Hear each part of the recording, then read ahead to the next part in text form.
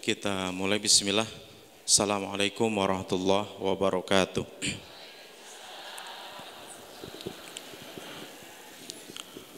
Alhamdulillah, salatu wassalamu ala rasulillah wa ala alihi wa sahbihi wa mawalah.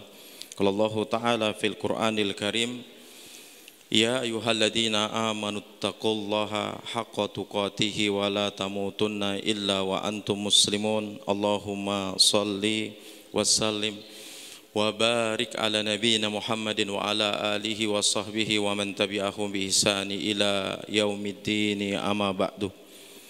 Baik Bapak Ibu sekalian, tidak ada bapaknya, di luar ada bapaknya. Ini kadang-kadang error Bu ya.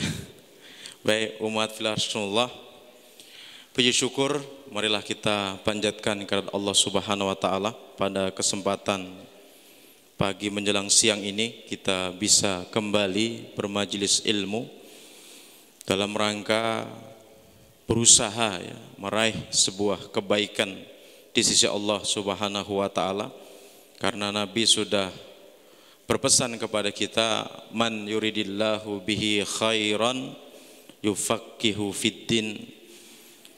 Barang siapa yang Allah kehendaki kebaikan darinya, maka tandanya itu Allah akan fahamkan orang tersebut dalam urusan agama. Maka semakin detil, semakin mendalam kita mengetahui ya, perkara-perkara agama kita ini, maka semakin banyak kebaikan-kebaikan yang akan kita raih di sisi Allah Subhanahu wa taala. Salam dan salawat tetap tercurah pada junjungan kita Nabi Muhammad sallallahu alaihi wasallam beserta segenap keluarganya, para sahabatnya dan orang-orang senantiasa istiqomah di atas jalannya sampai hari akhir nanti. Baik ibu-ibu sekalian, sudah siap melanjutkan materinya? Kalau ada yang ngantuk, tolong sebelah kirinya mukul sebelah kanannya.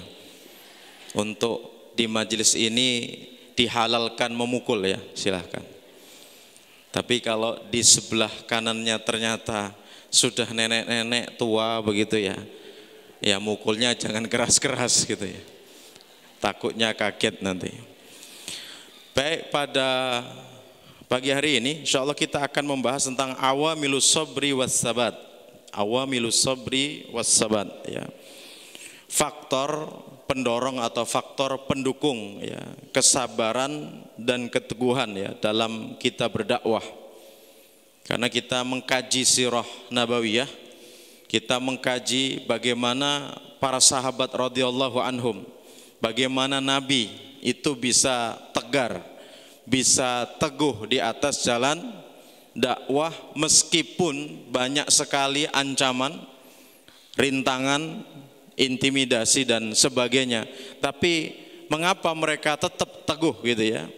Sebagaimana Nabi Nuh alaihi salam misalnya, beliau mengatakan ya, inni da'autu qaumi laila wa nahara.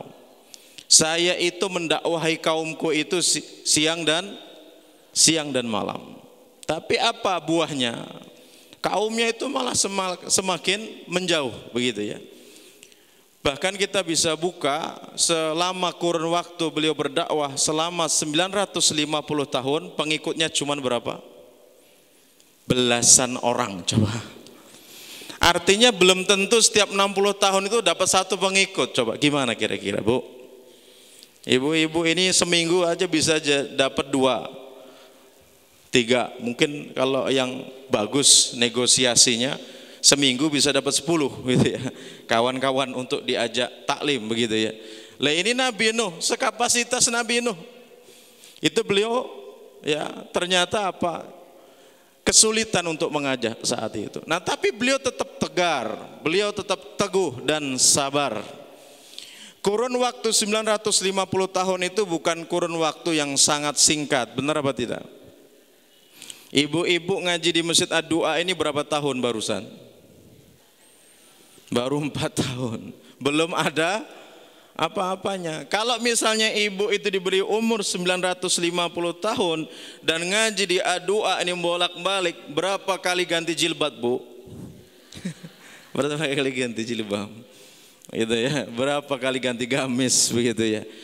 Tapi Masya Allah Nabi Nuh tetap tegar berdakwah ya, karena memang kesuksesan seorang dai itu bukan pada banyaknya pengikut. Bisa dipahami?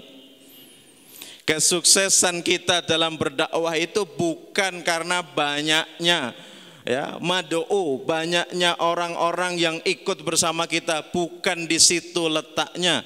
Tapi kesuksesan seorang dai terletak pada istiqomahnya dia untuk berdakwah meskipun sedikit yang mengikutinya, gitu ya. Jadi ibu-ibu sekalian, jangan melihat suksesnya seseorang berdakwah itu karena banyaknya pengikut, bukan. Tapi ibu istiqomah enggak mendakwahkan kebenaran itu, ya. Terus enggak, continue enggak sampai mati. Nah, kira-kira bisa seperti itu apa tidak? Nah, maka pada kesempatan pagi hari ini kita akan membahas tentang faktor apa saja yang akan menjadikan kita lebih bisa bersabar, bisa lebih teguh ya dalam berdakwah. Yang pertama adalah al-imanu billah, beriman kepada Allah. Ya, kalau bahasa kita apa? Kita harus percaya dan yakin kepada Allah. Semakin mendalam kepercayaan kita, semakin mendalam pengetahuan kita akan Allah, maka akan semakin kuat kita, semakin tegar kita. Itu seperti itu. Karena hakikatnya ibu-ibu sekalian, kalau kita berbicara musibah ya, kalau kita berbicara ujian, yang mendatangkan ujian itu siapa? Oke. Kemudian ujian itu datang atas izin Allah apa tidak? Kalau ibu-ibu tahu yang menguji itu adalah Allah, bolehkah kita berkeluh kesah? Ya, sekarang tidak. Kalau di rumah melo. Nah, kalau kita tahu itu adalah Allah yang menguji, begitu kan? Yang mendatangkan musibah itu adalah Allah. Kalau kita sudah sampai pada tingkatan ini, oh ternyata Allah itu berkehendak untuk saya itu seperti ini kan, gitu kan. Harusnya kita itu tidak boleh berkeluh kesah. Maka tingkatan seseorang dalam menghadapi sebuah musibah dan ujian itu ada 4 Bu ya, menurut Syekh Utsaimin. Yang pertama as-sukhtu, tingkatan pertama adalah berkeluh kesah. Ini hukumnya haram. Haram. Pulang ke rumah, ternyata apa? Sepeda motornya hilang. Langsung keluar kata-kata apa Bu? Yang menunjukkan kalimat-kalimat ketidakridhoan terhadap keputusan Allah. Apa kalimatnya? Enggak usah diungkap di sini. Suhtu. Yang kedua adalah as-sabru. Ini tingkatan yang lebih tinggi lagi, yaitu as-sabru, bersabar. Bersabar itu apa? Menahan diri untuk tidak mengekspresikan baik dengan kata-kata yang tidak baik atau dengan sebuah perbuatan. Jadi dia sudah bisa menahan, gitu ya. Jadi sampai pada tingkatan seperti itu. Jadi ketika anak ibu pulang, kepalanya bocor, itu ibu bisa tarik nafas, dah, nggak berkata-kata, nggak bersikap yang macam-macam. Itu sabar. Dan sabar ini masih berat ya, beda dengan tingkatan berikutnya namanya ar-ridho. Ridho terhadap ketetapan Allah. Cuma ketika dia melihat motornya hilang, dia hanya bilang, oh motorku hilang ya, nggak apa-apa. Begitu aja dia. Ada yang sudah seperti itu. Ya, duitku hilang, nggak apa-apa, nanti Allah ganti. Itu sudah sampai pada tingkatan ridho terhadap ketetapan Allah Subhanahu wa taala. Dan yang paling tinggi adalah tingkatan yang keempat adalah asyukru, bersyukur terhadap sebuah musibah, bersyukur terhadap sebuah ujian.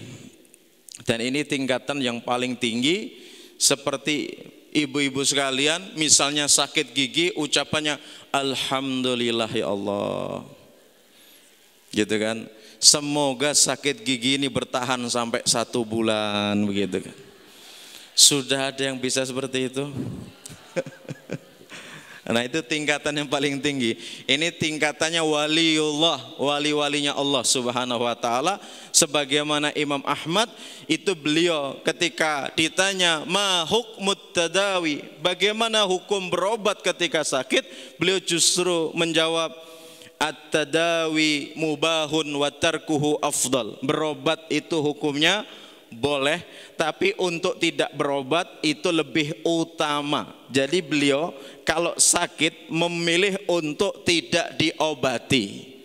Ibu-ibu sudah sampai tingkatan ini atau belum? Belum. Yang ada pasang status, saya ini sudah demam 3 hari nggak sembuh-sembuh. Apa ya guys obatnya? Ya Allah. Sakit tuh ngadunya sama Allah. Pegang tempat yang sakit itu. Allahumma rabban nas adhibil ba'sa ishfi anta syafi la shifaa ila shifauka. Nah, enggak pada hafal. Sifaan la yughadiru saqaman. Ibu-ibu tolong hafalin banyak doa-doa harian itu. Gimana cara menghafalnya Ustadz? Daftar guru TPA. Kok ketawa? Loh, bukan menurunkan derajat, bukan. Nah, kemudian daftar, nanti minta materi doa. Saya yakin ibu-ibu hafal. Ini hafalnya cuma doa keluar rumah, bismillahirrahmanirrahim. Yang lain apa Bu? Doa naik kendaraan, bismillah Ustadz. Masuk pasar doanya bismillah. Doa setelah azan masa bismillah juga. Nah, silakan Ibu ya. Nah, jadi kembali ke sini bahwasanya manusia itu memang bertingkat-tingkat Ibu dalam menghadapi sebuah musibah, sebuah ujian, apalagi ujian kita dalam berdakwah. Tapi yakinlah di saat kita benar-benar ya berdakwah lillah ya, itu insya Allah semua yang untuk Allah itu Pak, Bu ya, itu tidak akan mudah patah gitu loh ya. Kalau untuk lillah ya. Tapi kalau untuk seseorang gitu ya, untuk sesuatu itu biasanya mudah putus. Maka dakwah ini ada berangkat dari hati nurani. Bukan karena ikut-ikutan orang, bukan karena supaya dikenal sebagai seorang ustadzah atau ingin dipanggil orang solehah, itu bukan begitu. Tapi benar-benar berangkat dari sini. Miris gitu ya, melihat masyarakat yang hari ini jauh dari agama. Miris banyak perempuan-perempuan yang sampai hari ini belum mengenakan jilbab. Padahal Nabi sudah menjelaskan sinfani min ahli nar, ada 2 golongan penghuni neraka. Golongan yang kedua, yang satu enggak saya sebut, yaitu nisaun kasiyatun ariyat, para wanita yang berpakaian tapi telanjang. Ibu-ibu sekalian memahami tentang konteks hadis ini itu cukup ketika ibu melihat ada seorang wanita belum pakai jilbab, itu dia berpakaian tapi telanjang. Iya seperti itu. Itu kemaksiatan, itu bukan sesuatu yang biasa. Begitu. Nah, masyarakat kita kenapa melihat orang yang nggak pakai jilbab biasa? Karena yang trondol itu banyak di mana-mana gitu kan. Akhirnya ngelihat yang seperti itu biasa. Coba di Saudi bisa digebukin itu. Artinya kan begitu. Jadi ibu-ibu sekalian, gimana kita punya semangat? Bagaimana mereka bisa selamat begitu kan? Munculkan dalam diri gitu ya. Karena kalau sampai mereka tidak berhijab, masuk dalam wanita yang berpakaian tapi telanjang. Berpakaian tapi telanjang itu bisa diartikan pakaian adiknya dipakai mbaknya, atau pakaian belum jadi sudah dipakai, atau pakaiannya kekurangan bahan, atau pakaiannya tebal tapi ketat, atau pakaiannya lebar tapi transparan. Nah itulah berpakaian tapi telanjang. Mumilat, sudah begitu lalai dari ketaatan kepada Allah. Kata Nabi, mailah, kalau berjalan sengaja lenggok-lenggokkan. Kenapa bisa melenggak-lenggok itu? Karena sepatu atau sandalnya tinggi. Makanya kayak entok tuh. Tahu entok, Bu? Dan memang ada perempuan-perempuan yang begitu gitu kan. Malah senang gitu begitu, menimbulkan fitnah di tengah-tengah masyarakat. Begitu ya. Makanya kalau perempuan-perempuan itu sudah banyak sering keluar rumah, hancur masyarakat kita ini. Benerlah, cobalah. Dan hari ini justru memang di sistem bagaimana perempuan itu lebih banyak di luar rumah. Cobalah ibu sekalian, sekedar ke SPBU saja yang sekarang yang ngecor bensin itu siapa? Laki-laki apa? Kebanyakan perempuan. Perempuan. Padahal kan SPBU itu nggak ada kepentingan loh untuk istilahnya apa? Untuk mempromosikan produknya itu. Karena yang namanya kita naik kendaraan, kalau sudah res, sudah habis tuh, mampir nggak ke SPBU? Apa kita lihat dulu, oh itu laki-laki apa perempuan? Kan nggak pernah mikir begitu toh. Ya, itu kalau perempuan cantik apa tidak, itu nggak akan berpikir ke sana. Meskipun dia seorang laki-laki, panuan kadasan pun yang jaga itu, ibu ngisi nggak kira-kira? Ya ngisilah, terpaksa. Kalau enggak nanti mogok pula itu mobil, kan begitu kan. Nah dari situ saja, ya Allah, hari ini kok kebanyakan diisi ruang-ruang itu oleh para perempuan yang jelas-jelas tadi bisa menimbulkan fitnah ya. Mailah, berjalan berenggak-renggok, ru'usuhunna ka'asnimatil bukhti mailah, kepala mereka seperti punuk onta. Maka ibu-ibu nggak boleh rambutnya itu diputer-puter, ditonjolin begitu. Nggak usah dipegang, Bu, di sini, Bu. Saya nggak ngelihat itu, Bu. Nggak kelihatan juga, saya ngelihat dari depan juga, Bu. Kok langsung kayak, aduh, Ustadz ini nabrak saya. Nggak, yang model kayak sanggul itu loh, Bu. Ya, nggak boleh itu, Bu, ya. Kemudian apa? Kata Nabi, hukuman bagi wanita yang seperti ini, la yadkhulnal jannah, mereka tidak akan masuk surga. Coba. Wala yajidna riha, dan tidak akan mencium bau surga. Wa inna rihaha la yujadu min masiratin kadza wa kadza. Kalaulah mereka mampu mencium bau surga itu, mereka harus melakukan perjalanan demikian dan demikian. Nah, jadi ibu sekalian, tolong sayangi mereka. Bentuk sayang mereka kepada mereka adalah dakwahi mereka. Lakukan pendekatan-pendekatan secara persuasif. Kalau mereka hobinya belanja, nggak apa-apa, awal-awalnya ikut belanja dulu gitu ya. Kalau hobinya ini Ustadz mancing, waduh agak repot juga ini, ada ibu-ibu mancing itu gimana itu ya. Kalau hobinya dia senam, waduh ini berbicara pakaian lagi ini kan gitu ya. Artinya silahkan dekati, karena saya yakin sampai sekarang ini, Bu, kenapa orang-orang itu belum mau bertobat, belum mau berhijrah, belum mau beribadah serius? Karena bisa jadi belum ada yang mengajak mereka. Kadang mereka itu untuk baik dengan berjalan sendiri itu kurang kuat, kurang yakin, butuh ada yang mendorong. Nah, mudah-mudahan cocok sama ibu, akhirnya dia bisa ikut ya berdakwah dan ikut beribadah dengan baik, kan begitu ya. Nah, tapi di sisi itu kira-kira dalam berdakwah banyak enggak resiko dan tantangannya? Pastinya banyak. Maka kita harus yakin kepada Allah. Ya, yakin di sini apa?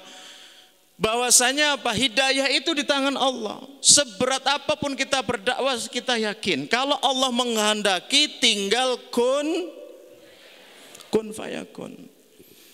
Nabi bersabda, inna quluba bani adam kulluha baina usbu'aini min asabi'ir rahman. Sesungguhnya hati-hati manusia, kita ini semuanya, termasuk hati-hati suami-suami ibu itu yang masih sholatnya apa Bu? Oh kok begitu? Memang bener Bu.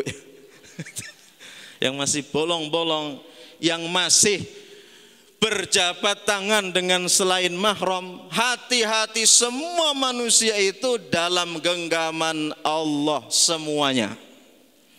Yusarrifuhu haitsu syaa, dan Allah akan membolak-balikkan hati seseorang itu sesuai dengan kehendaknya. Begitu, artinya mudah bagi Allah merubah itu semuanya. Tapi permasalahannya kita bisa enggak berikhtiar supaya hati mereka itu berubah kepada Islam itu. Nah ini butuh semangat dari ibu-ibu sekalian untuk berdakwah. Kalau yang hadir di sini ada 100 orang saja, targetnya minggu depan bawa 1 saja, ini Masjid A2 lama-lama nggak cukup untuk menampung jamaah ibu-ibu ini. Ini masalahnya nggak ada semangat dakwah sama sekali, ini masalahnya. Berangkat aja naik mobil sendirian aja cuman kan. Naik mobil itu bisa ada kursinya 5 gitu kan, bisa membawa 4 orang kan begitu, bisa membawa 6 orang. Coba dibawa Bu, Ustadz nggak ada yang mau, bawa ibunya. Nggak mau bawa siapa? Oh bapaknya, oh disuruh di situ ya. Ya, coba semuanya bergerak ya, meskipun tadi berat. Nah, Ustadz, kalau saya berdakwah ini kan ujiannya banyak ya. Maksudnya yakin kepada Allah itu apa? Maksudnya apa? Allah itu sudah mempersiapkan ya untuk kita sebuah pahala yang besar jika kita itu sampai mendakwahkan kebenaran itu kepada orang lain. Nabi bersabda, innallaha wa malaikatahu, sesungguhnya Allah dan para malaikat, wa ahlas samawati wal ardina, bahkan sampai penduduk langit dan penduduk bumi, hatta namlata fi juhriha, sampai semut-semut yang ada di lubangnya, wa hatal hut, dan ikan-ikan yang ada di lautan itu, la yusalluna ala muallimin nasi khaira, semuanya akan memintakan ampunan kepada siapa saja yang mengajarkan kebaikan kepada orang lain. Mau dimohonkan doa oleh semut-semut? Mau Bu? Dimintakan ampunan oleh ikan-ikan yang ada di lautan? Mau? Penduduk langit, penduduk bumi? Ayo semangat kita berdakwah meskipun lagi-lagi berat. Seperti Nabi contohnya Bu ya. Ketika beliau sudah menyuarakan Islam, apa yang beliau dapatkan? Pasti tekanan, ancaman, ya, berbagai macam bentuk intimidasi. Sudah begitu percobaan pembunuhan. Jadi kalau kita sudah berdakwah untuk Islam itu begitu Bu, sudah harus siap. Nah kalau ibu-ibu nggak usah berbicara mau dibunuh deh kan gitu kan. Paling cuman dibilang Allah itu mah sok apa Bu? Sok suci, sok alim, sok apa lagi? Sok solehah. Cuman dibilang begitu saja, ya harusnya jangan berhenti, tetap maju begitu loh. Karena orang yang ikhlas itu tidak akan merubah segala bentuk pujian dan cacian dia dalam melangkah begitu. Itu orang-orang yang ikhlas itu seperti itu. Kan kadang ibu-ibu ini kalau dipuji, berangkat talimnya rajin gitu kan. Nah giliran dikomentari sedikit, kena tuh hatinya, langsung nggak nongol di Masjid A2. Ada nggak yang seperti itu? Kesinggung sedikit langsung pundung, ada nggak?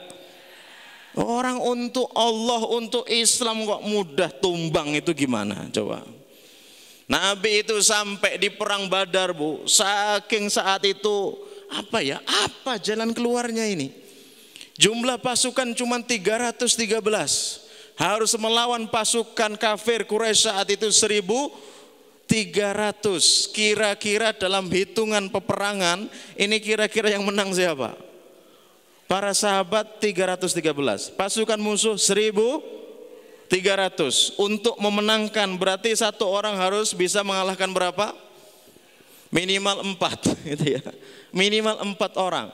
Kemudian pasukan kafir Quraisy lengkap dengan persenjataannya, lengkap dengan kuda-kuda perangnya. Sedangkan para sahabat cuma yang punya kuda perang 1 orang. Kira-kira saat itu kondisi jiwa-jiwa mereka itu sedang di ujung tanduk kematian, kan begitu kan. Nabi sampai semalaman beristighosah kepada Allah Subhanahu wa taala. Beliau berdoa kenceng. Sampai doanya itu apa? Allahumma intuhlik hadhil isabah min ahlil Islam lam tu'bad abada. Ya Allah, jika engkau hancurkan sahabat-sahabatku yang sedikit ini, maka engkau tidak akan disembah selama-lamanya di muka bumi ini. Coba. Sampai doanya mengancam Allah, karena beliau tahu ini perjalanan suci, perjalanan mulia. Kalau sampai Nabi dan para sahabat kalah, maka kesyirikan dan kemusyrikan yang akan tersebar di muka bumi ini, kan begitu. Maka beliau yakin dengan apapun itu bentuk halangannya, beliau tetap maju, melangkah dan terus melangkah, meskipun kadangkala ada rasa semacam putus asa. Itu ya. Sampai doanya mengerikan. Tapi ibu-ibu ya jangan ikuti doa ini.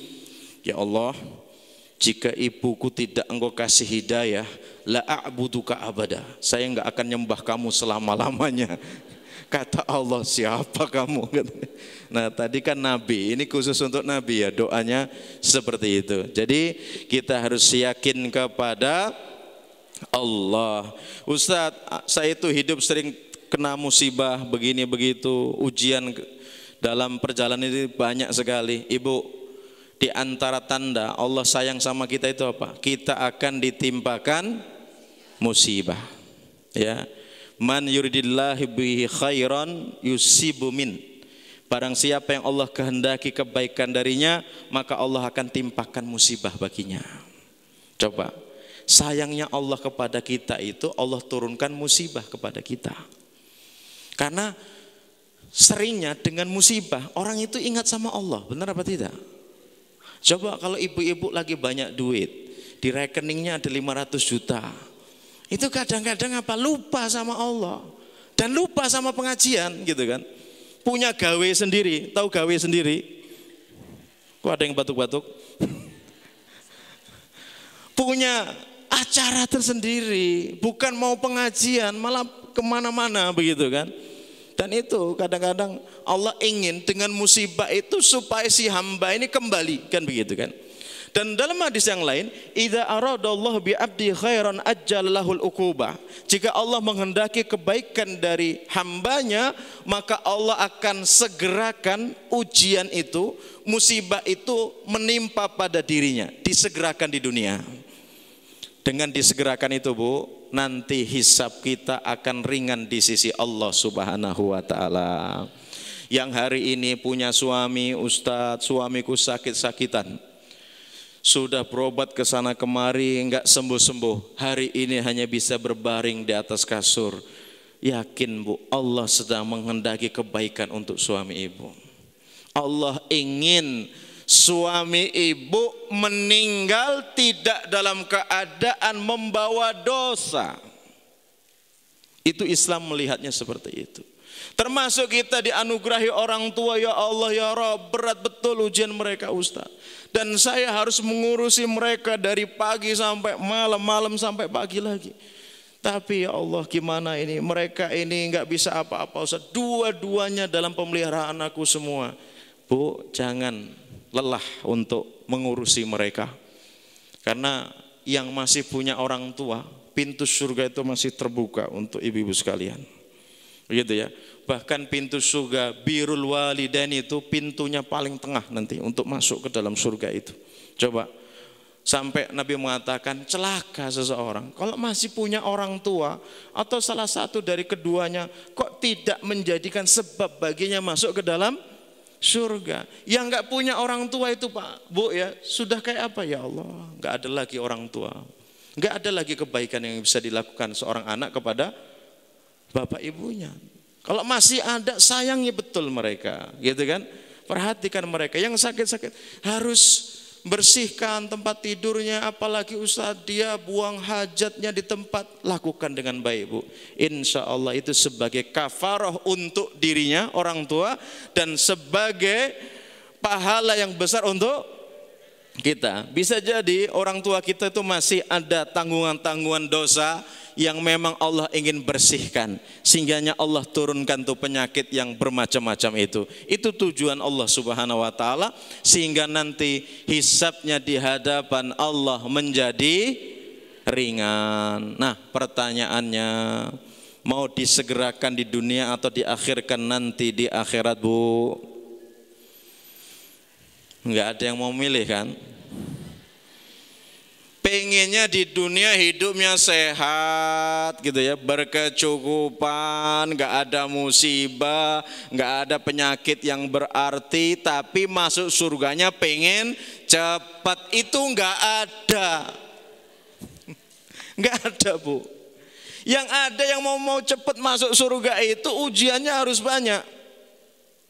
Faman syadda dinuhu syadda bala'uhu, kata Nabi. Barang siapa yang imannya bagus, imannya kuat, maka ujian yang menimpa pun akan semakin berat. Coba kita lihat para nabi itu. Asyadul azab al-anbiya kan gitu ya. Jadi musibah yang paling berat itu menimpa para nabi. Sampai di antara mereka itu ada yang dibelah dari ujung kepala sampai ke bawah, badannya jadi dua. Nabi Ayub kena penyakit kan, penyakit kusta, sampai istrinya meninggalkannya, anak-anaknya meninggal dunia kan itu kan, kena kerobohan bangunan itu ya, hampir semuanya diambil. Tapi dia yakin sama Allah Subhanahu wa taala, pasti ada hikmah di balik itu semua. Dia bersabar, beliau bersabar, dan setelah itu Allah sembuhkan penyakitnya dan kemudian Allah kembalikan semuanya. Yang jelas musibah itu pasti ada akhirnya. La yukallifullahu nafsan illa wus'aha. Seseorang itu tidak akan dikasih musibah di atas batas kemampuannya. Kalau ibu-ibu hari ini merasa berat Bu, Allah itu justru sebaliknya. Allah memandang ibu itu mampu untuk menyelesaikan masalah itu, mampu untuk menghadapi musibah itu. Kalau ibu tidak mampu, enggak mungkin Allah timpakan itu kepada ibu. Hari ini yang ada sabar dan syukur. Insya Allah itu kendaraan kita untuk masuk jannahnya Allah Subhanahu wa taala. Kemudian yang kedua, di antara penopang ya daripada kita bisa sabar dan teguh kepada Allah Subhanahu wa taala adalah al-imanu bil akhirah. Kita beriman kepada hari akhir.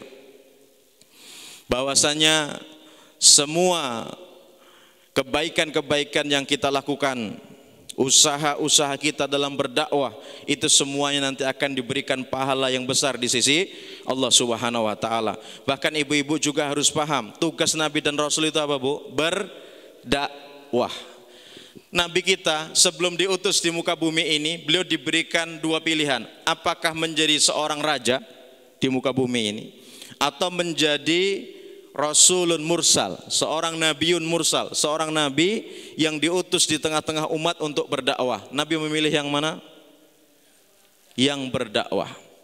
Karena Nabi paham kedudukan surga bagi nabi-nabi yang diutus berdakwah di tengah umat, nanti kedudukannya lebih tinggi di surganya dibandingkan nabi-nabi yang diutus di muka bumi ini menjadi raja. Contohnya Nabi siapa? Nabi Sulaiman. Nabi siapa? Nabi Daud. Itu kan raja-raja, gitu kan ya. Nah, kalau nabi kita ini tidak, manusia biasa diutus di tengah umat untuk berdakwah, maka ancamannya luar biasa. Tapi Bu, kalau kita meniti dakwah Nabi yang seperti ini, surga kita insya Allah nanti tinggi. Ibu mau surganya tinggi? Pertanyaannya, surga itu ada berapa tingkatan Bu? 7, pendek amat Ibu. 100. Inna fil jannah mi'ata darajah. Sesungguhnya di surga itu ada 100 tingkatan. 100 tingkatan. Ma bainad darajataini kama bainas sama'i wal ardi. Jarak antara satu tingkat surga dengan tingkat berikutnya sebagaimana jarak antara langit dan bumi. Ibu-ibu sudah tahu ujung langit itu di mana? Para ilmuwan astronomi dan sebagainya belum ada yang menemukan di mana titik ujung langit itu, belum ada. Sedangkan jarak matahari ke bumi saja jaraknya berapa juta kilometer? 150.000 juta kilometer. Ya, coba 150 juta kilometer. Artinya apa? Jauh betul ke matahari itu. Ini belum sampai ujung langit. Nah, surga itu jarak antara satu tingkat dengan tingkat berikutnya sebagaimana jarak antara langit dan bumi. A'addahallahu lil mujahidina fi sabilih. Dan Allah akan persiapkan tingkatan-tingkatan surga ini untuk orang-orang yang berjihad di jalannya. Ibu-ibu ini sedang berjihad. Berjihad apa? Menghilangkan kebodohan dalam diri. Sampai Nabi mengatakan, man kharaja fi talabil ilmi fahuwa fi sabilillahi hatta yarji. Barang siapa yang keluar rumahnya untuk menimba ilmu, maka dia sedang berjihad di jalan Allah sampai dia pulang ke rumahnya. Ibu-ibu sedang berjihad hari ini. Itu seperti itu. Artinya kalau ibu-ibu sungguh-sungguh belajar, ingin berbenah diri, yang didapatkan itu ada sebuah amalan baik, kerjakan. Ketika ada larangan ditinggalkan, itu sudah dicatat berjihad, insya Allah akan mendapatkan tingkatan-tingkatan surga itu. Nah, kemudian tidak sampai di situ saja.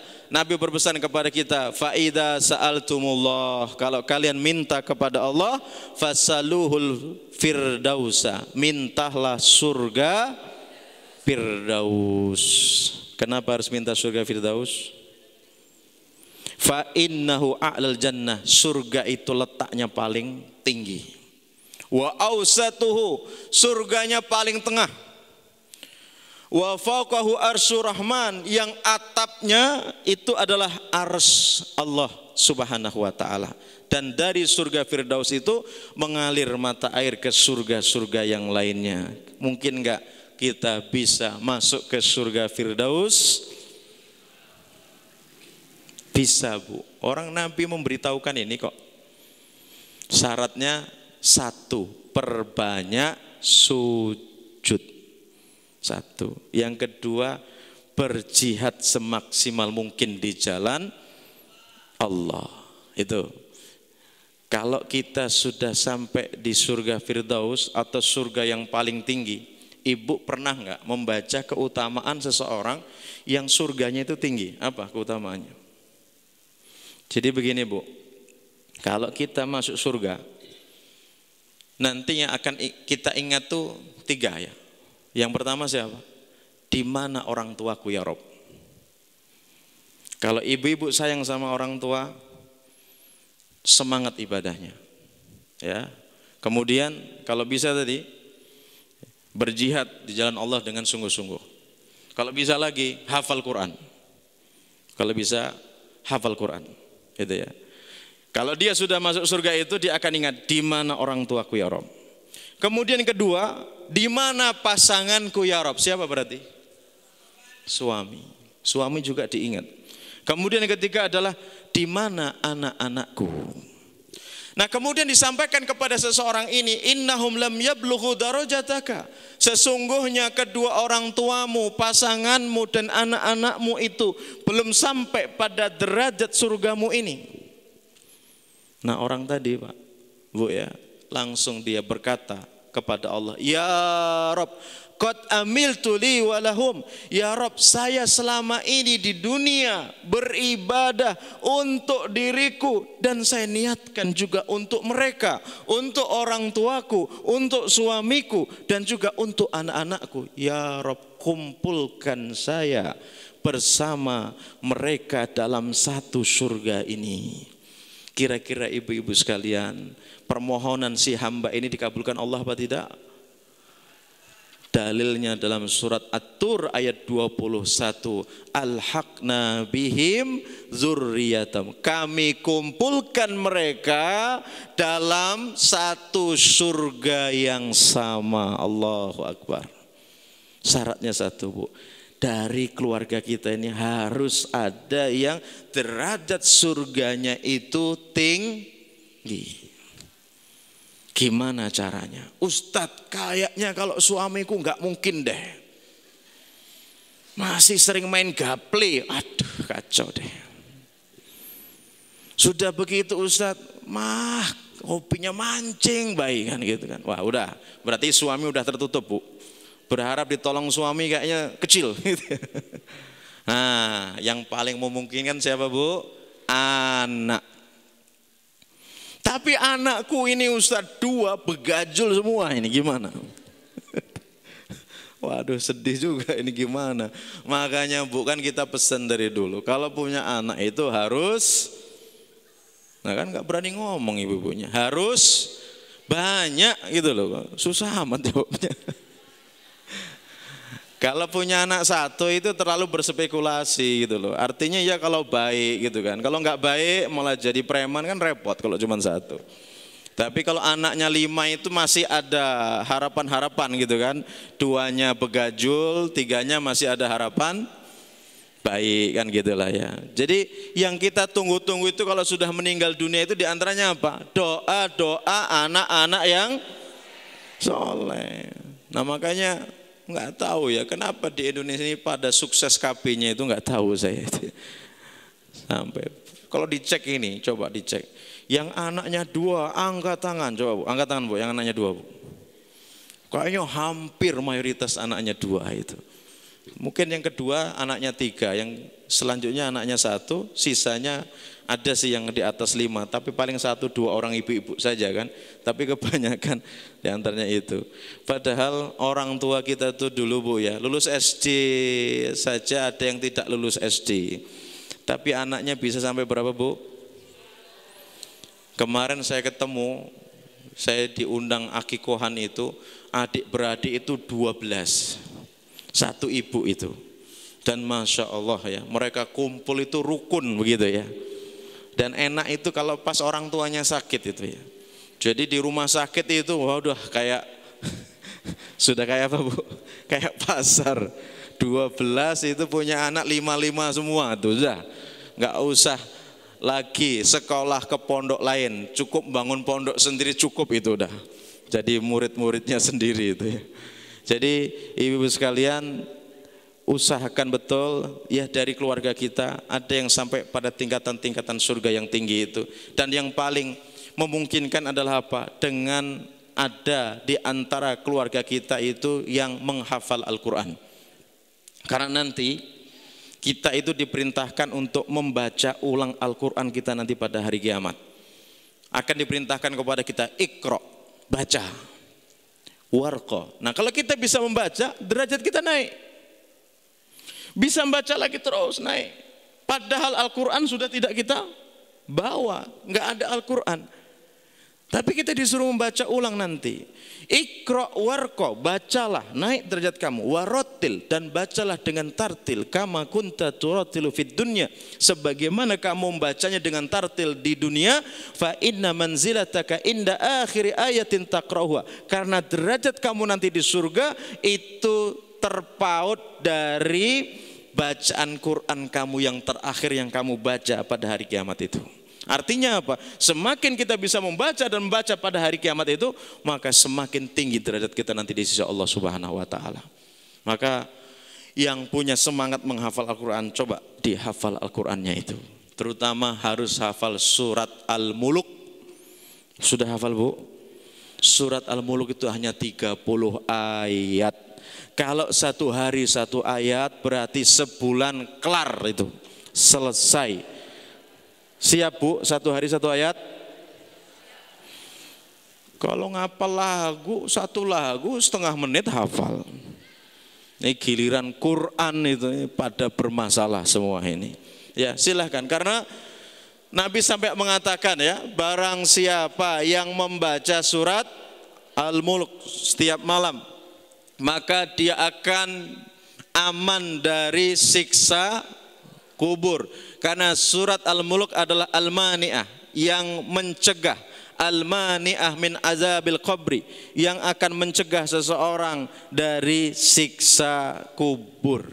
Nah, jadi yang bisa, apalagi bisa hafal ya, membacanya saja dapat keutamaan itu, apalagi bisa hafal. Keuntungan orang yang hafal itu begini Bu, kan tidak selamanya kita di rumah megang Quran terus kan Bu ya. Kadang pas malam hari itu kita sedang safar atau di kendaraan dan sebagainya. Kalau kita hafal surat itu kan cukup kita dengan hafalan itu ya.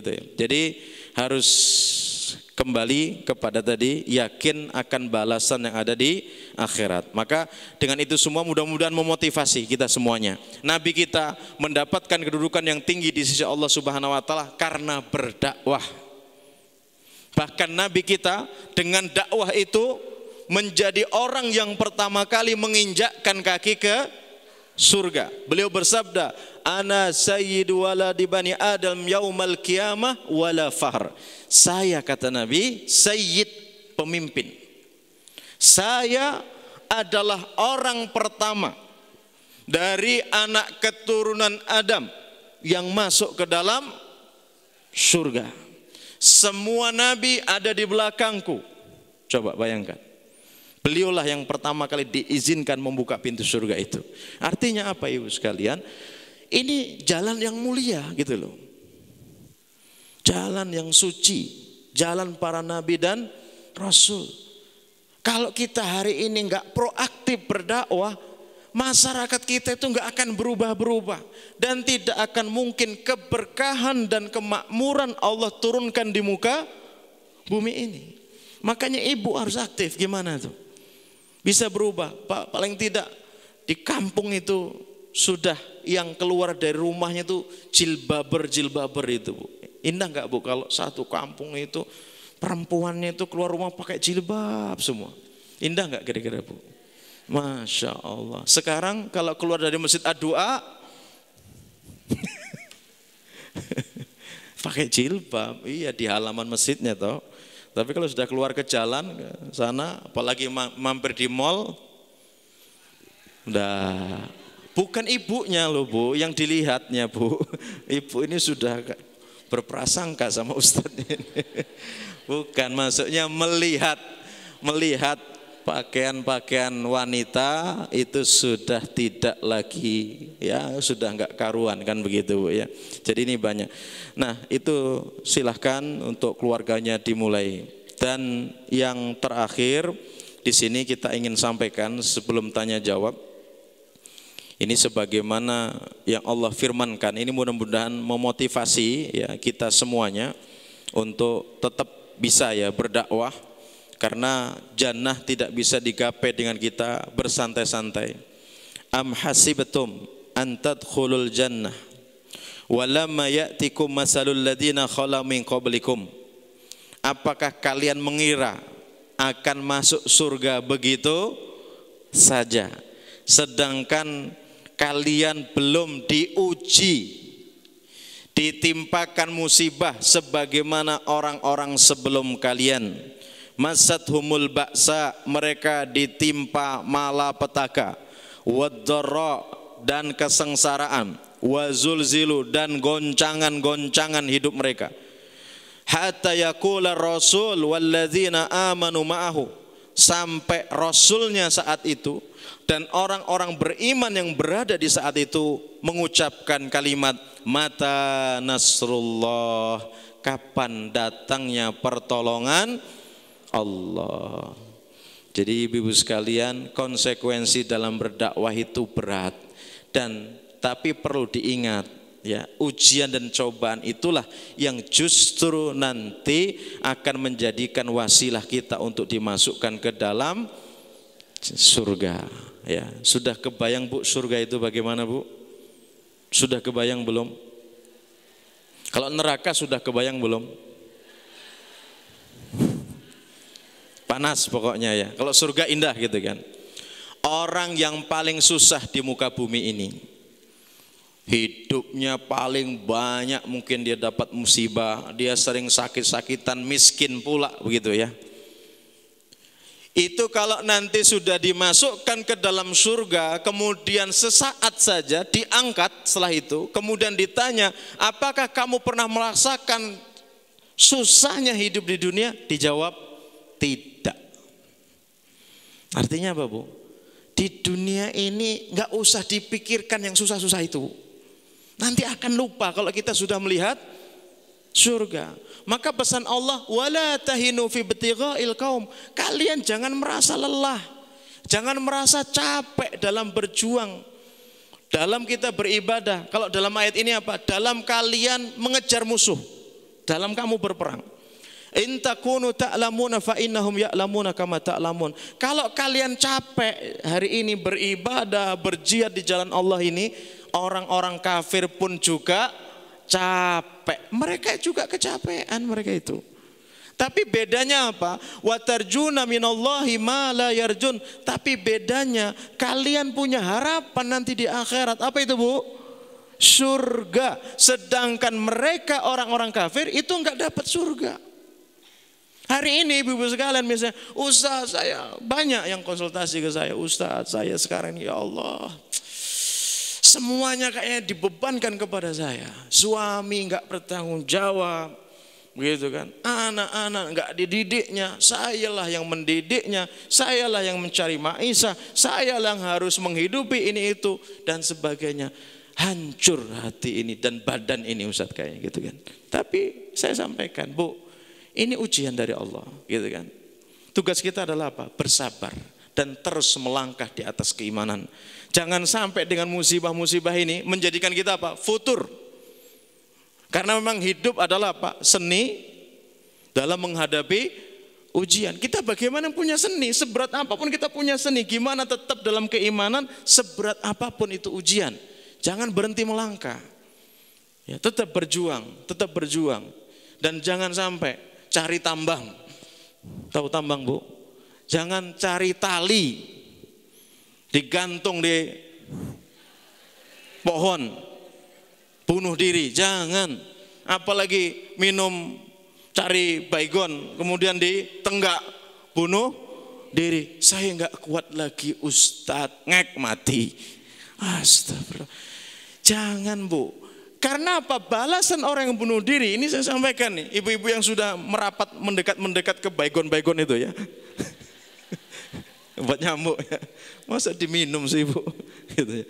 Saya sampaikan, hukuman orang yang bunuh diri nanti pada hari kiamat, Allah akan perbesar tubuhnya.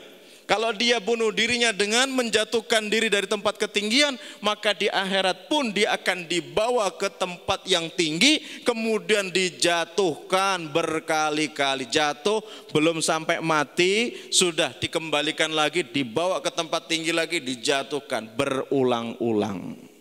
Ayo, mau bunuh diri? Nah, yang minum obat. Minum apa tadi? Baik, maka Allah akan perbesar tubuhnya dan ya bukan sebotol ini lagi kan, diperbesar juga, kemudian dia akan tenggak racun itu perlahan-lahan sampai menyayat-nyayat tubuhnya itu. Setelah itu sebelum mati sudah dihidupkan lagi, dia tenggak lagi terus sampai nggak tahu batasnya kapan.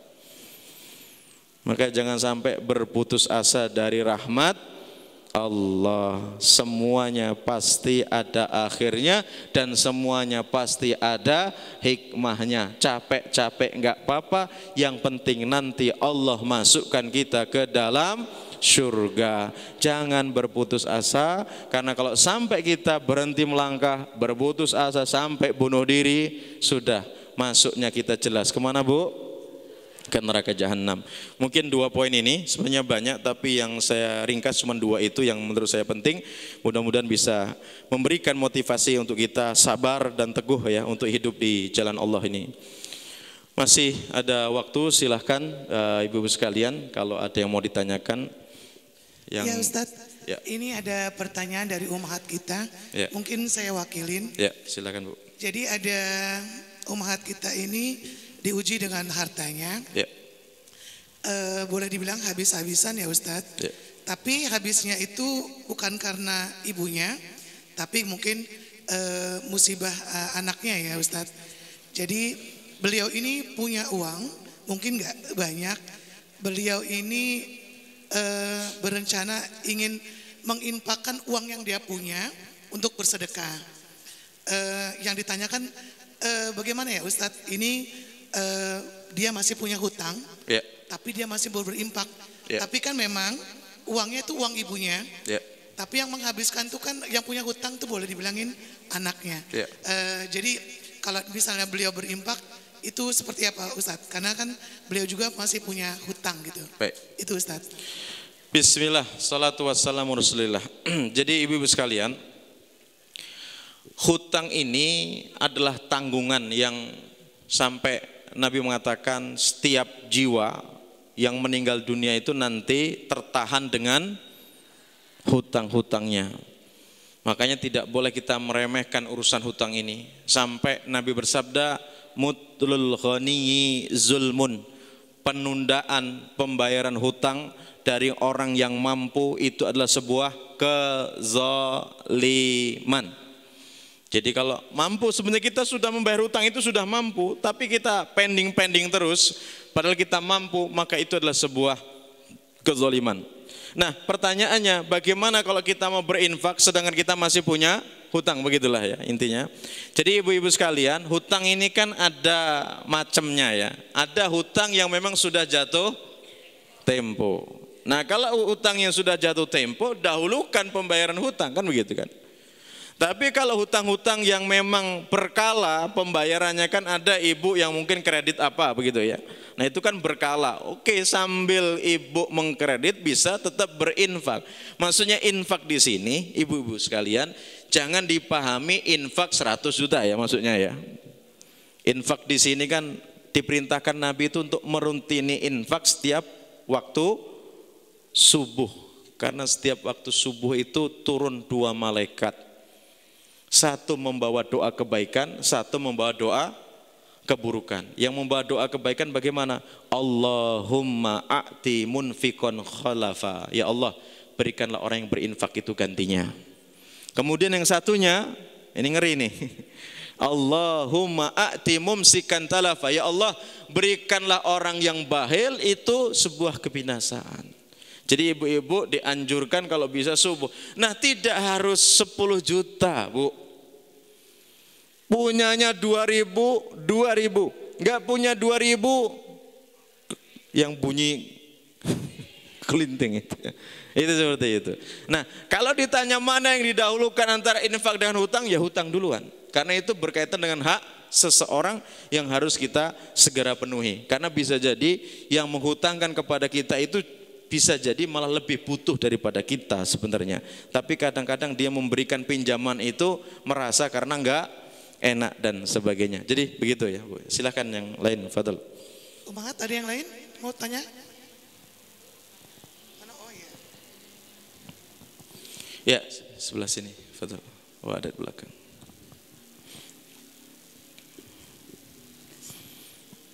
Assalamualaikum warahmatullahi wabarakatuh. Waalaikumsalam warahmatullahi wabarakatuh.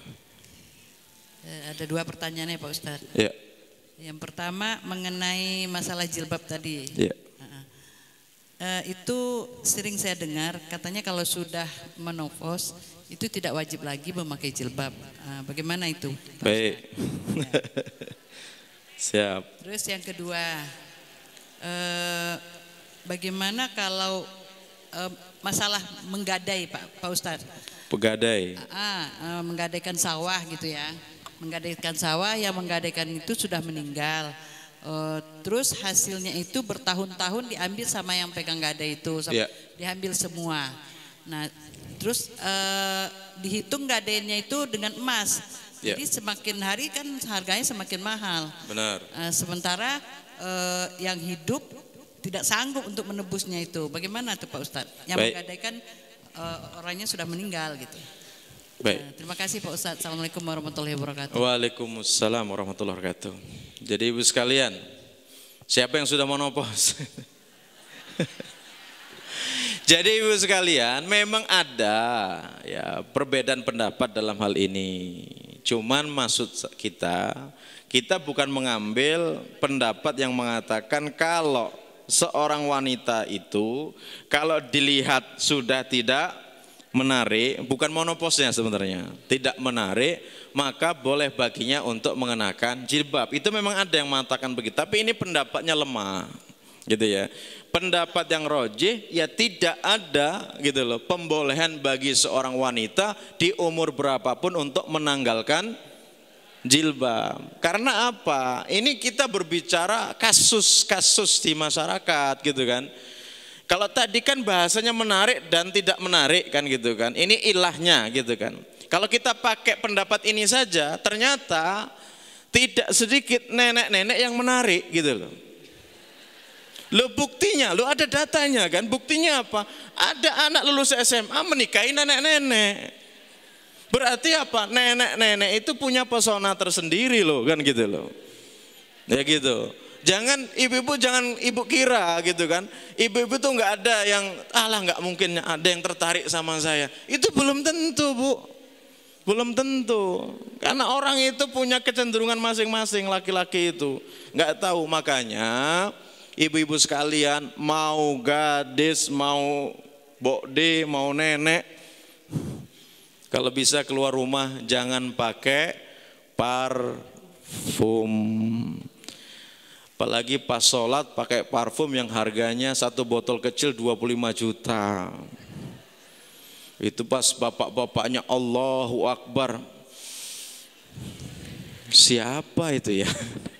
Nah itu nanti akan bermasalah lah pokoknya begitu ya. Sudah dia perempuan itu. Jadi gini Bu. Jadi begini. Perempuan itu aurat. Nabi katakan al-mar'atu aurat. Perempuan itu adalah aurat. Idza kharajat istasrafa syaitan. Kalau dia keluar rumah, setan itu akan mempercantik dirinya. Ibu-ibu meskipun pakai jilbab, pakai gamis yang besar, itu tetap kalau keluar rumah jadi aurat. Yang namanya aurat itu menarik gitu loh Bu. Nah, ini mulai yang nenek-nenek sudah mulai mikir, iya Ustaz ada yang tertarik sama saya gitu. GR. Ya, saya tetap mengatakan dan kita tetap mengambil pendapat untuk tetap jilbab dipakai, jangan dilepas. Gitu Bu ya. Yang kedua, gadai. Ibu-ibu sekalian, ini banyak orang yang salah memahami gadai. Gadai itu akadnya pinjam meminjam. Saya butuh duit, saya nggak punya uang sama sekali. Yang saya punya kendaraan atau yang saya punya sawah misalnya kan. Saya bilang kepada orang yang punya duit, tolong sih gadai sawahku, tolong sih gadai motorku, saya butuh uang 10 juta misalnya kan begitu. Nah akhirnya terjadilah transaksi itu toh. Nah setelah terjadi transaksi itu berarti apa? Yang meminjamkan ini Bu, selaku penggadainya ini, yang meminjamkan ini berarti dia tidak boleh mengambil manfaat. Kalau dia mengambil manfaat dari sawah yang kita gadai ke dia itu, berarti dia sudah melakukan perbuatan riba. Karena riba itu definisinya adalah kullu qardin jarobihi naf'an fahuwa riba. Setiap pinjaman yang ditujukan untuk mengambil manfaat itu adalah riba. Jadi kalau kita ya menerima gadaian itu gitu ya, kita ngasih duit ke orang, berarti kendaraan ini tidak boleh dipakai. Barang gadai hanya untuk jaminan, bukan untuk dimanfaatkan. Kalau sawah bagaimana Ustadz? Kan yang memberikan uang tadi harus mengelolanya, harus membersihkannya. Boleh dia memanen dari kebun itu sebatas biaya operasionalnya saja. Dia boleh pakai kendaraan ini sebatas biaya servis dia.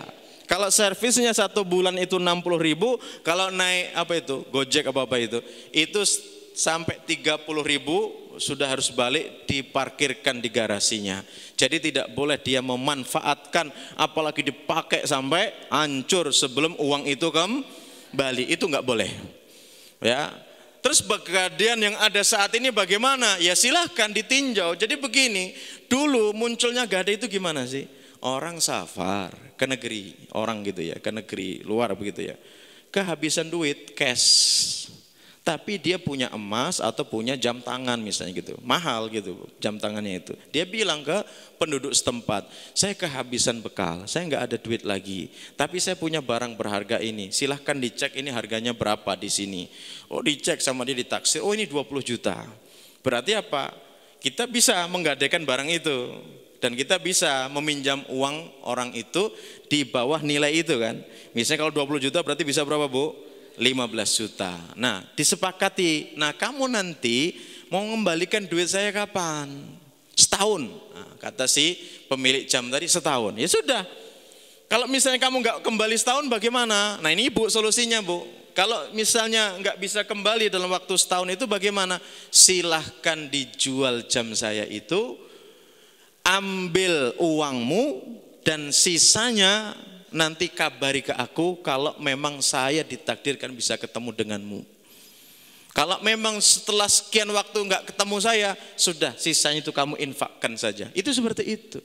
Jadi gadai ini memang nggak ada istilah profit di situ, nggak ada Bu, nggak boleh gitu loh. Mengambil keuntungan di gadai itu nggak boleh. Makanya Ibu tadi solusinya Bu, kalau memang ini sekarang mungkin ahli warisnya lah ya, itu nggak bisa mengembalikan karena emasnya terlalu banyak. Yang murah itu kan emas tejo gitu ya. Nah ini bagaimana? Itu ada solusi, sawah itu dijual sama yang memberikan emas itu. Nggak mau dia. Pemilik sawahnya atau yang nggak mau itu atau yang menggadai tadi yang nggak mau. Nggak mau jual itu. Harusnya kan itu tinggal dijual, emasnya dia berapa, misalnya 50 gram misalnya, atau 85 gram. Kalau sekarang harganya 1.800.000 kan cuman 153 jutaan kan. Nah 105, kalau tanahnya itu laku 300 kan tinggal dia ambil 153 juta itu, nah sisanya dari penjualan itu bisa dikembalikan kepada ahli waris. Itu solusinya cuma di situ. Kalau memang ahli waris nggak bisa mengembalikan, tinggal di sawah, dijual itu sawah atau kebunnya itu, begitu Bu.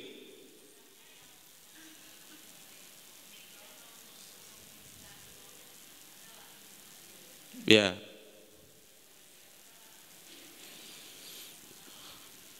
Itu yang perlu diceramai yang ini kayaknya menyengaja itu Bu ya, supaya dia tetap mengambil manfaat. Nggak boleh. Tetap itu barang jaminan, nggak boleh dimiliki. Tetap gimana harus dikembalikan nanti kan gitu loh. Yang dia dapat sawah mengembalikan sawahnya kalau dia sudah mendapatkan uang. Jadi begini, saya cukupkan sampai di situ Bu ya kalimatnya. Jadi kalau sampai barang gadai itu dipakai, dimanfaatin terus, yang dirugikan siapa? Yang punya kendaraan toh, yang punya sawah kan. Sudah motor dia dipakai terus-terusan gitu kan, dan dia harus nanti pas penyelesaiannya harus mengembalikan uang. Nah, maka Islam itu berbicaranya adil luar biasa. Itu seperti itu, gitu Bu ya. Nanti kalau bisa orangnya suruh ngadep saya aja Bu, tak ceramahnya aja nantilah. Nggak boleh berlama-lama itu, menyengaja ditahan-tahan gitu kan, supaya dia bisa mengambil manfaatnya sebanyak-banyaknya. Yang di sini dulu Bu ya. Saya baca. Udah Ustaz. Ya siap. Saya sering ikut majelis taklim dan suka diminta sama kawan-kawan untuk ngasih kultum. Saya setiap ngasih kultum ada perasaan takut karena suami saya sebelum meninggal melarang saya untuk ngasih kultum. Bagaimana saya Ustadz, apakah patuh dengan suami atau tetap memberikan kultum kepada majelis taklim saya? Alasan saya dilarang karena dia takut kalau saya hanya bisa bicara tapi nggak bisa menjalankan. Ini kan ada syarat yang mengikat. Nggak boleh kalau ibu jarkoni, ngajar tapi nggak bisa lakoni. Kalau ibu sudah mengamalkan Misalnya sholat 5 waktu. Tema tausiah kita adalah menjaga sholat 5 waktu dan ibu sudah mengerjakannya. Silakan sampaikan sholat itu. Keutamaan menjaga sholat itu kan begitu. Dan semua wasiat baik orang tua kita, suami ibu-ibu yang ada, itu dilihat wasiatnya. Kalau itu bertentangan dengan perintah Allah dan Rasulnya, maka tidak ada ketaatan kepada makhluk dalam bermaksiat kepada Allah. Misalnya ibu-ibu ya, dipesanin sama bapaknya yang meninggal dunia, Dok, nanti kalau saya mati bakar kemenyan ya di sisi kuburanku setiap tanggal-tanggal tertentu, terutama malam Jumat Kliwon, misal. Dilakukan apa tidak? Enggak usah, jangan dikerjakan, karena ini perintah enggak benar. Karena tidak ada ketaatan kepada makhluk dalam bermaksiat, meskipun sama orang tua kita sendiri gitu ya. Semua wasiat, termasuk saya singgung sedikit terkait rumah orang tua ya, rumah tua ya. Rumah orang tua, rumah tua. Ya sama aja lah ya. Biasanya itu kan rumah tua itu nggak boleh diungkit-ungkit, nggak boleh dibagi-bagi. Bu, oke, ketika ibu hidup, ibu punya kakak, punya adik, sepakat udah rumah ibu enggak kita bagi, kita miliki bersama. Ini akan jadi masalah apa tidak ke depannya? Jadi masalah. Kalau ibu, kakak ibu, adik ibu sudah meninggal dunia, belum tentu loh anak cucu itu tidak mempermasalahkan itu. Makanya dalam Islam tetap siapa saja yang meninggal dunia dan memiliki harta harus dibagi sesuai dengan ketentuan waris. Karena itu akan muncul nanti kesononya, waktu-waktu ke depan itu nanti akan jadi masalah. Itu seperti itu. Termasuk wasiat yang seperti itu, meskipun ibu bapaknya sudah berwasiat, nanti rumah ini jangan dijual, jangan diapa-apakan. Boleh ditaati apa tidak? Kalau dijual oke lah, tapi jangan sampai keluar kata-kata jangan dibagi. Padahal orang meninggal harus ada pembagian waris, ya harus dibagi, jangan ditaati perintah untuk tidak membagi itu. Karena oke, di kita aman, belum tentu anak cucu kita aman. Ya ibu tadi ya, sudah angkat tangan, ya silakan.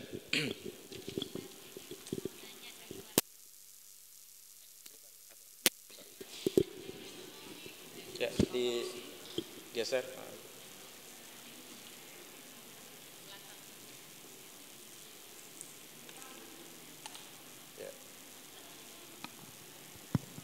Assalamualaikum Ustadz. Ya, Waalaikumsalam.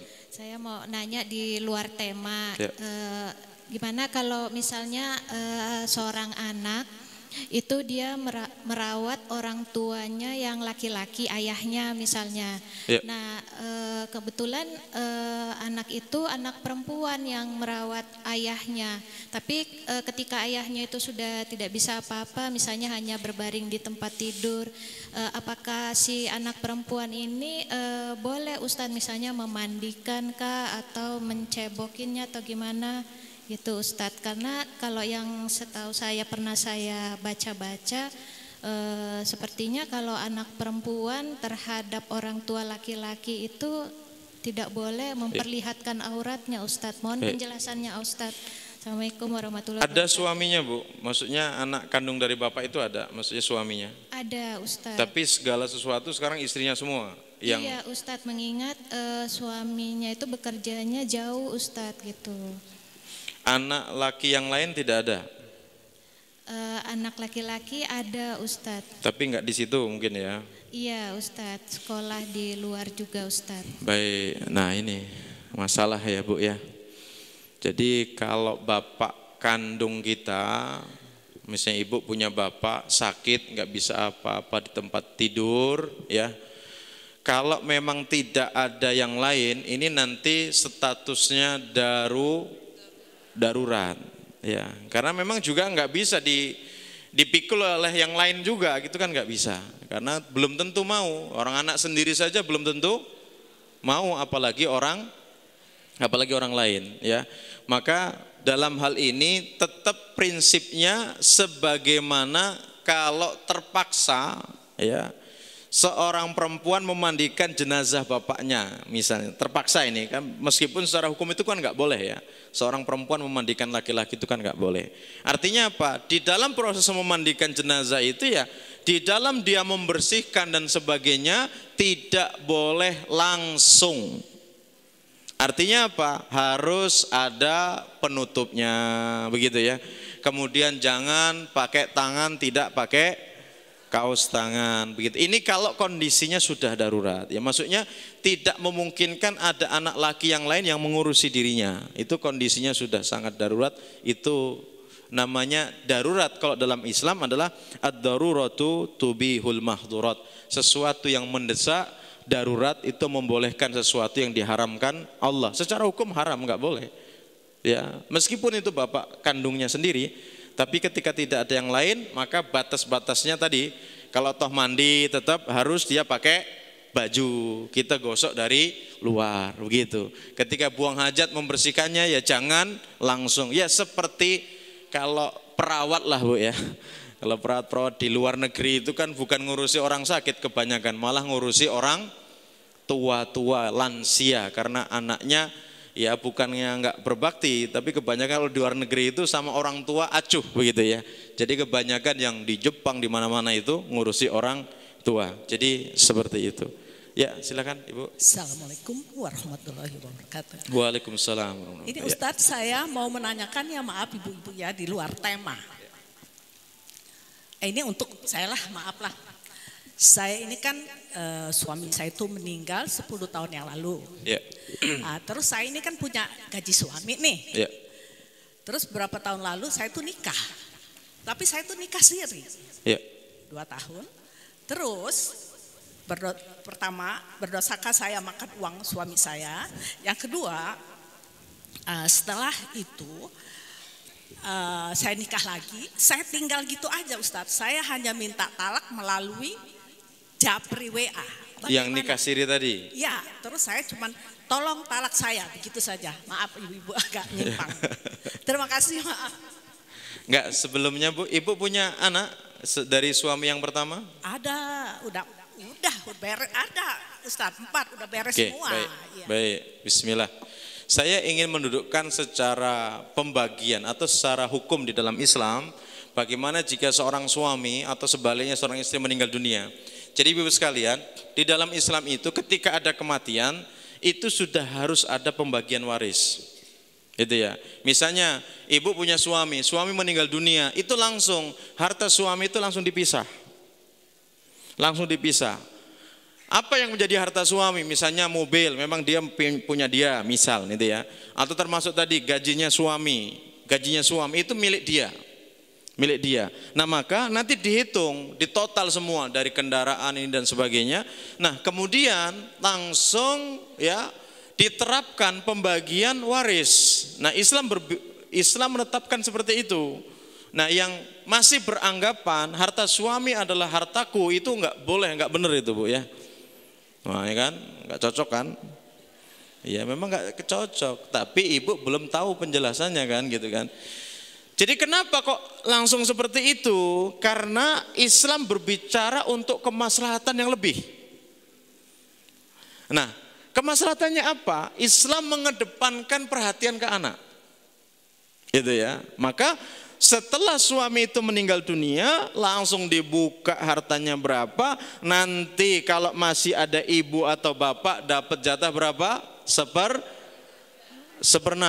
untuk bapak emaknya daripada yang meninggal dunia ini. Nah kemudian istrinya kalau punya anak dapat 1/4, 1/8. Kalau nggak punya anak dapat 1/4. Itu saja dari harta suami. Nggak boleh lebih. Loh berarti budaya kita itu harta suami, hartaku itu gimana Ustaz? Nah sebenarnya nggak hilang juga. Nah sisa dari harta yang sudah dibagi ini semuanya yang banyak itu kemana Bu? Ke anak. Kenapa ke anak? Karena anak lebih membutuhkan dana yang lebih besar, gitu kan? Kemudian Kenapa segera harus dibagi? Karena dimungkinkan nanti istrinya yang suami meninggal itu menikah lagi. Nah, kalau menikah lagi yang perlu diantisipasi kan di situ. Islam mengantisipasi. Nah, qadarullah misalnya ini di luar ibu ya, kasus ibu, saya berbicara umum. Nanti jangan ibu, "Oh, Ustaz ini mau ini saya ini waduh saya ini nanya malah dihantam-hantam lagi gitu." Bukan begitu. Saya berbicara secara umum saja. Ini contoh, suaminya kaya raya, meninggal dunia, istrinya masih muda. Pertanyaannya, nikah lagi apa enggak, Bu? Bohong kalau enggak nikah. Ada, tetap ada itu ya yang enggak nikah. Tapi kebanyakan nikah. Kalau harta suami tidak segera dibagi dan si istri tadi mewarisi semuanya dan dia nikah sama laki-laki lain, maka apa yang terjadi? Mungkin apa tidak laki-laki suami yang baru itu memakai harta suami yang lama? Dan tidak sedikit kalau toh ada pemuda ganteng mau menikah dengan nenek-nenek itu kok kayaknya bukan kita curiga, tapi kok kayaknya ya agak mengarah ke sana, begitu kan? Yang diarah bukan orangnya, lebih yang diarah adalah hartanya. Nah, Islam menetapkan itu supaya tadi harta yang banyak ini enggak jatuh ke siapa? Ke orang lain yang tidak berhak mendapatkan waris. Nah, setelah itu Bu, ibu nikah siri itu sah secara hukum Islam. Ya, karena pada hakikatnya penghulu itu hanya sebatas memvalidasi, ngecek berkas. Ibu itu benar-benar, misalnya kalau perempuan itu benar-benar perempuan apa tidak ini kan gitu kan. Jangan-jangan Laura bukan Hawa gitu. Nah, kemudian yang lakinya benar-benar laki-laki apa tidak. Kemudian statusnya agamanya sama apa tidak, Islam, Muslim apa tidak. Kan gitu, itu tugasnya penghulu. Kemudian setelah itu, ini si perempuannya sudah hamil atau tidak. Kalau hamil nggak boleh dinikahi. Itu kewenangan penghulu. Nah, setelah itu penghulu meluluskan, nih boleh nikah. Ketika sudah boleh nikah, yang berbicara sah dan tidak sah pernikahan itu wali. Ya, jadi penghulu itu hanya mencatat pernikahan itu.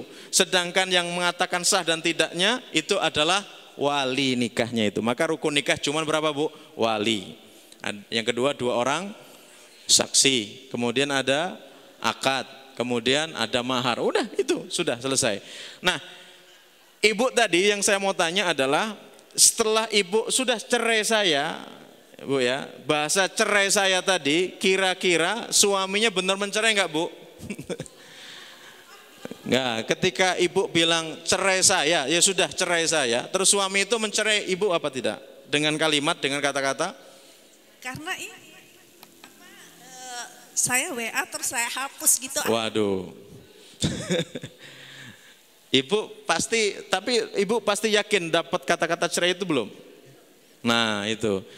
Coba kalau bisa itu diklirkan dulu, Bu ya. Karena kalau memang suami itu belum keluar kata-kata cerai, itu ibu hakikatnya masih dalam pernikahan suami yang itu, Bu, gitu ya. Ibu terlalu emosi sih ya. Segera dihapus gitu ya. Nah, sekarang sudah menikah lagi, Ibu? Hah?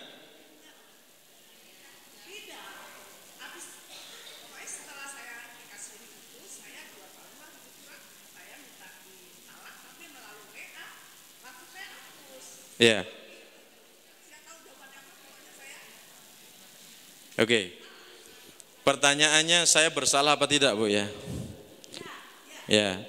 Jadi hak mencerai itu hanya di tangan suami. Ya. Jadi ibu-ibu mau separah apapun minta cerai. Kalau suami belum mencerai nggak bisa putus, Bu.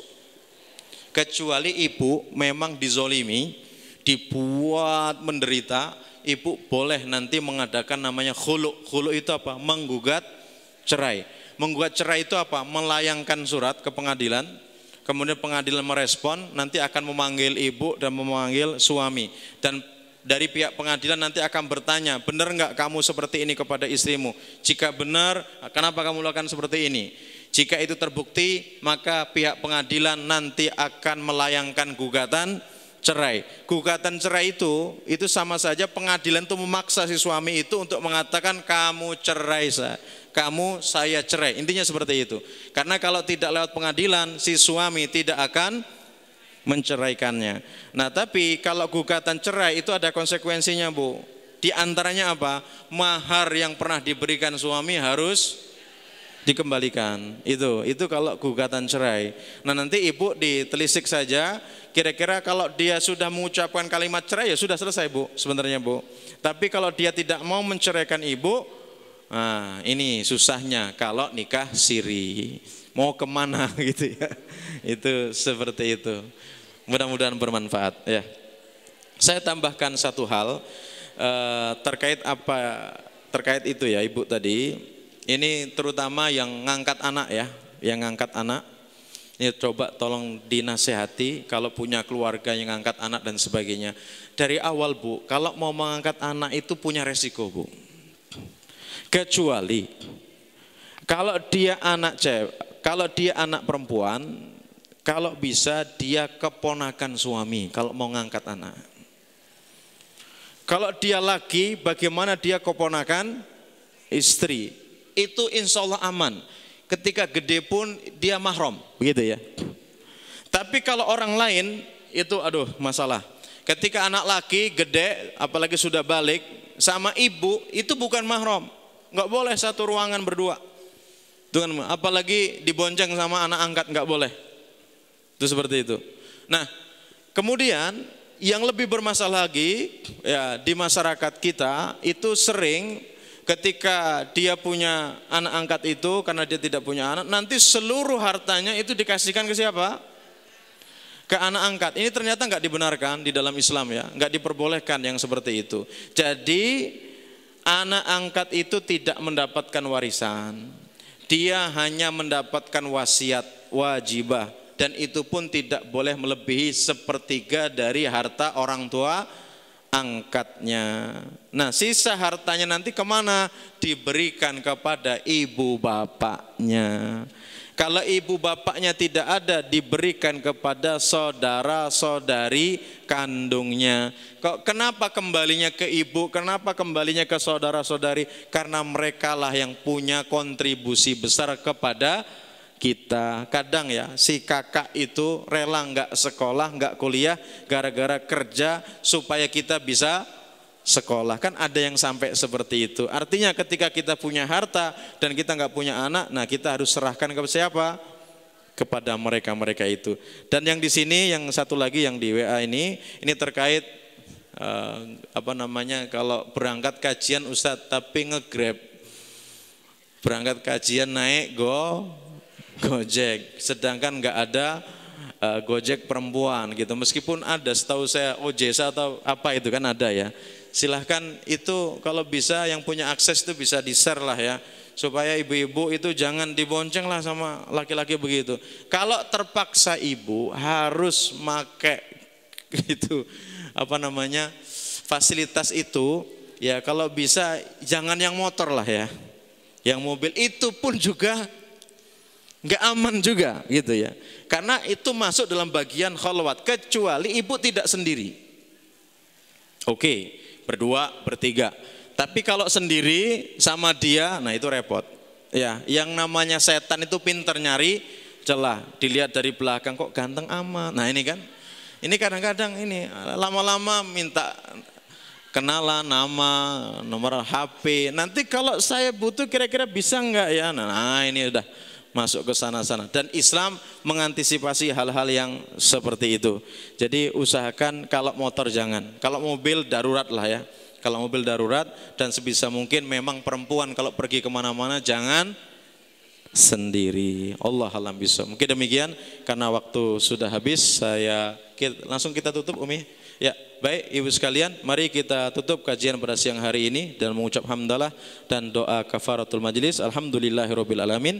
Subhanakallahumma wa bihamdika asyhadu an la ilaha illa anta astaghfiruka wa atubu ilaik. Wassalamualaikum warahmatullahi wabarakatuh. Kisah inspiratif, hukum Islam, adab seorang muslim, tata cara beribadah, amalan kehidupan, motivasi sukses dan cara bisnis, parenting Islam dan Samawa.